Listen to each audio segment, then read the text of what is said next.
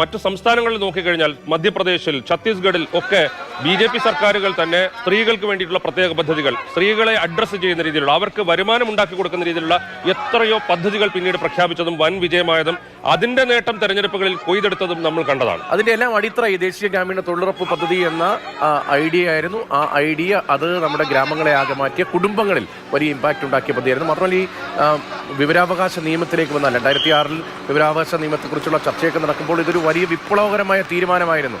ഞാൻ പറയാമെന്ന പോയിന്റ്, വിവരാവകാശ നിയമം നടപ്പാക്കിയെങ്കിലും ഇപ്പോൾ നമ്മൾ തിരിഞ്ഞു നോക്കുമ്പോൾ, 20 വർഷത്തിലേക്ക് എത്തുമ്പോൾ തിരിഞ്ഞു നോക്കുമ്പോൾ വിവരാവകാശ നിയമത്തിലെ പല വകുപ്പുകളും ഫ്രീസ് ചെയ്യപ്പെട്ടിരിക്കുകയാണ്. ഇപ്പോൾ ഇത് രാജ്യസുരക്ഷയുമായി ബന്ധപ്പെടുന്ന വിവരങ്ങളാണെങ്കിൽ നൽകേണ്ടതില്ല. എങ്കിലും അന്വേഷണവുമായി ബന്ധപ്പെട്ട് പോലീസിന്റെ അന്വേഷണ പുരോഗതി, അത് അന്വേഷണത്തെ ദുർബലമാക്കുന്ന വിവരങ്ങളാണ് പുറത്തേക്ക് വന്നാൽ എങ്കിൽ നൽകേണ്ടത്. ഔദ്യോഗിക രഹസ്യ നിയമം പ്രകാരം നൽകേണ്ടതില്ല എന്ന് തീരുമാനിക്കും. അങ്ങനെ പല രീതിയിലും സർക്കാരുകൾ തന്നെ ഇതിനെ അട്ടിമറിക്കാൻ ശ്രമിക്കുന്നുണ്ട്. ഇപ്പോൾ UDF സർക്കാരിന്റെ, ഉമ്മൻചാണ്ടി സർക്കാരിന്റെ കാലത്ത് പല സർക്കാർ ഉത്തരവുകളും എനിക്ക് ഓർമ്മയുണ്ട്. അതിന്റെ ഭാഗമായി സർക്കാർ സെക്രട്ടറിയുടെ പല സെക്ഷനുകളിൽ നിന്നും വിവരം നൽകില്ല, കാരണം അതിനെ ഒഴിവാക്കിയിരിക്കുകയാണ്. ഇപ്പോൾ എല്ലാ സ്റ്റേറ്റുകളിലും വിവരാവകാശ നിയമത്തെ അങ്ങേയറ്റം ദുർബലമാക്കുന്നു. അതിനെതിരെ വിവരാവകാശ കമ്മീഷണർമാരുടെ ഭാഗത്തു നിന്ന് പോലും കൃത്യമായ ഇടപെടലുകളോ അതിനെ ഗൗരവത്തിൽ ചെയ്യപ്പെടലോ ഉണ്ടാകുന്നില്ല എന്ന് കൂടി. നമുക്ക് പെട്ടെന്ന് ഡൽഹിയിലേക്ക്, ദൃശ്യങ്ങളിലേക്ക് ഒന്നുകൂടി പോയി വരാം. ഇപ്പോൾ ഡോക്ടർ മൻമോഹൻ സിംഗിന്റെ ഭൗതിക ശരീരം വഹിച്ചുകൊണ്ടുള്ള വിലാപയാത്ര അതിവേഗം ഡൽഹിയിലെ നിരത്തുകളിലൂടെ നീങ്ങിക്കൊണ്ടിരിക്കുകയാണ്. സൈനികരും കൂടെയുള്ളവരുമൊക്കെ ഓടുന്ന ദൃശ്യങ്ങൾ നമുക്ക് കാണാം. അതായത് ഡൽഹി AICC ആസ്ഥാനത്ത് നിന്ന് നിഗംബോധ് ഘട്ടിലേക്ക് അതിവേഗം ഈ വാഹനം നീങ്ങിക്കൊണ്ടിരിക്കുകയാണ്. നിഗംബോധ് ഘട്ടിലേക്ക് വിലാപയാത്ര നീങ്ങുന്നു. അനൂപ് ദാസ് വിവരങ്ങളുമായി നമുക്കൊപ്പമുണ്ട്. നേരത്തെ കേരളത്തിലെ MPമാർ ഷാഫി പറമ്പിൽ ഉൾപ്പെടെയുള്ളവർ സംസാരിക്കുന്നത് നമ്മൾ കണ്ടതാണ്. ഏറ്റവും മുന്നിൽ കാണുന്ന വാഹനത്തിലാണ് മുൻ ഇന്ത്യൻ പ്രധാനമന്ത്രി ഡോക്ടർ മൻമോഹൻ സിംഗ് എന്ന പ്രതിഭാശാലിയുടെ, സാമ്പത്തിക വിദഗ്ധന്റെ, ലോകമാദരിക്കുന്ന നേതാവിന്റെ ഭൗതികദേഹം ഉള്ളത് ആ മുന്നിൽ കാണുന്ന വാഹനത്തിലാണ്.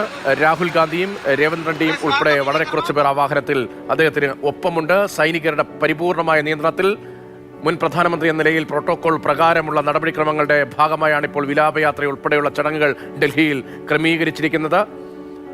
പുഷ്പാലങ്കൃതമായ ആ വാഹനം, അതിന് തൊട്ടു പിന്നിൽ മറ്റൊരു വാഹനത്തിൽ കോൺഗ്രസ് നേതാക്കളും MPമാരും കേരളത്തിൽ നിന്നുള്ള MPമാർ ഉൾപ്പെടെ ഉള്ളവരും ആ വാഹനത്തിലുണ്ട്. നേരത്തെ ഷാഫി പറമ്പിൽ ആ വാഹനത്തിൽ നിന്നാണ് സംസാരിച്ചത്. വാഹനം അല്പം വേഗത്തിൽ മുന്നോട്ട് നീങ്ങുന്നു. ഒപ്പമുള്ളവർക്ക് കൂടെ എത്താൻ വലിയ ബുദ്ധിമുട്ട് ഉണ്ട് എന്ന് നേരത്തെ അനൂപ് ദാസ് സൂചിപ്പിക്കുന്നുണ്ടായിരുന്നു. ഇപ്പോൾ സൈനിക ഉദ്യോഗസ്ഥർ വാഹനത്തിനൊപ്പം വേഗത്തിൽ ഓടി നിഗംബോധ് ഘട്ടിലേക്ക് എത്തുന്ന യാത്രയാണ് നമ്മൾ കാണുന്നത്. 11 കിലോമീറ്റർ ദൂരമായിരുന്നു AICC ആസ്ഥാനത്ത് നിന്ന് ഉള്ളത്. ഇനിയൊരു 7-8 കിലോമീറ്റർ ദൂരം കൂടി ഒരു 10-20 മിനിറ്റ് കൊണ്ട് അവിടേക്ക് എത്തിച്ചേരും എന്ന് പ്രതീക്ഷിക്കുകയാണ്. നിരവധി വാഹനങ്ങളും അകമ്പടിയായി ഉണ്ട്. രാജ്യം കണ്ട എക്കാലത്തെയും മികച്ച ധനകാര്യ വിദഗ്ധന്, സാമ്പത്തിക മേഖലയിൽ വലിയ പരിഷ്കരണങ്ങൾ വരുത്തിയ നേതാവിന് അന്ത്യാഞ്ജലി അർപ്പിക്കുന്നു. കണ്ണീരണിഞ്ഞ അന്തരീക്ഷമാണ് ഡൽഹിയിലാകെ. ഡൽഹിയിൽ ഇന്നലെ തോരാതെ മഴ പെയ്യുകയായിരുന്നു. ഇന്നിപ്പോൾ മഞ്ഞിൽ കുളിച്ച പ്രഭാതമാണ്. ആ പ്രഭാതം നേരത്തെ ഉണർന്നത് ഡോക്ടർ മൻമോഹൻ സിംഗിന് യാത്രാമൊഴിയേകാൻ വേണ്ടിയാണ്. അവിടെ നിന്നുള്ള തത്സമയ ദൃശ്യങ്ങളാണ് മാതൃഭൂമി ന്യൂസിലൂടെ പ്രേക്ഷകർ കാണുന്നത്. അനൂപ് ദാസ് കേൾക്കാമെങ്കിൽ ഇപ്പോൾ വാഹനം അല്പം വേഗത്തിൽ മുന്നോട്ട് പോവുകയാണ്. അനൂപിന് ഒപ്പം എത്താൻ കഴിഞ്ഞോ? ഇനി നിഗംബോധ് ഘട്ടിലേക്ക് എത്ര ദൂരമുണ്ട് എന്നാണ് കണക്കാക്കാൻ കഴിയുക? എത്ര സമയത്തുള്ള അവിടേക്ക് എത്തിച്ചേരും? അവിടുത്തെ അന്ത്യകർമ്മങ്ങൾ അത് എത്ര സമയം കൊണ്ടാണ് ക്രമീകരിച്ചിരിക്കുന്നത്?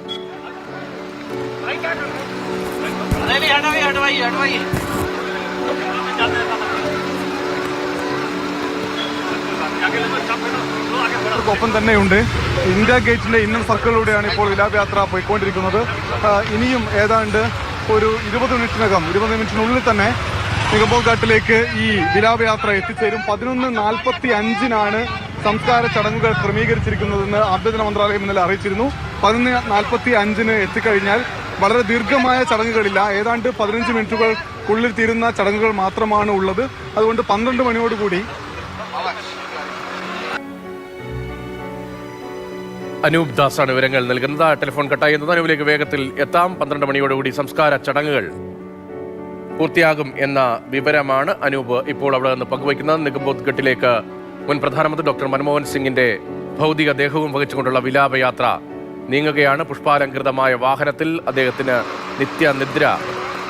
ഡൽഹിയിൽ നിന്ന് തത്സമയ ദൃശ്യങ്ങളാണ് മാതൃഭൂമി ന്യൂസിലൂടെ പ്രേക്ഷകർ കാണുന്നത്.